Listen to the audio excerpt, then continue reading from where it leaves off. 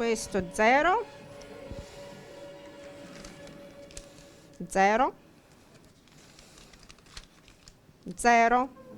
Una lunga sfilza di scontrini con incasso zero, quelli che ci mostra una commerciante delle piazze di Vicenza. Un mese, questo di novembre, da dimenticare. Tutti i mesi mi sembra che abbiamo fatto 600-700, però io l'affitto pago 1500 senza luci, senza scaldamento, senza niente. Bollette d'affitti continuano a correre mentre gli affari, anche se non si è in lockdown, languono. Le voci dicono non andare in centro, non andare in centro, domenica andate fuori, non perché i negozi siano aperti, ma tanti sono aperti, soprattutto quelli delle catene, ma anche domenica in centro a Vicenza non c'era nessuno.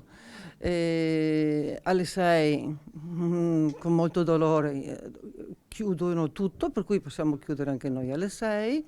E qua c'è la morte civile veramente. Gli occhi sono puntati sul Natale, addobbi e luminarie fanno già bella mostra e le associazioni di categoria invitano i vicentini a sostenere il commercio locale, ma non per tutti le aspettative sono positive. Natale, beh, io neanche ci penso, Natale non è più, sarà un Natale, sarà quello che sarà, perché questo dobbiamo dirlo, non ci sono previsioni, non c'è niente di ottimo né di buono. Manca lo struscio e la voglia di acquistare, ma non manca chi continua a sperare e chi fa suo l'invito delle categorie economiche. Speriamo che tornano gente a comprare come anni che prima.